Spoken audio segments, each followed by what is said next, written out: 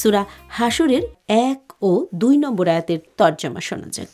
আসমান সমূহ ও জমিনে যা কিছু আছে সবই আল্লাহর তসবিহ পাঠ করে এবং তার পবিত্রতা ও মহিমা ঘোষণা করে, আর তিনি পরাক্রমশালী, প্রজ্ঞাময়। আহলে কিতাবদের মধ্যে যারা কুফরি করেছিল তিনি প্রথমবারের মতো তাদেরকে তাদের ঘরবাড়ি থেকে বের করে দিয়েছিলেন, যদিও তোমরা ধারণাও করনি যে তারা বেরিয়ে যাবে।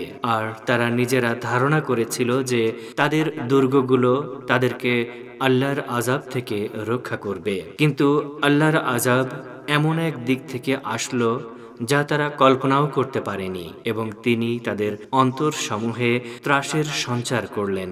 ফলে তারা তাদের ঘরবাড়ি আপন হাতে ও মুমিনদের হাতে ধ্বংস করতে শুরু করলো। অতএব হে দৃষ্টিমান লোকেরা, তোমরা উপদেশ গ্রহণ করো।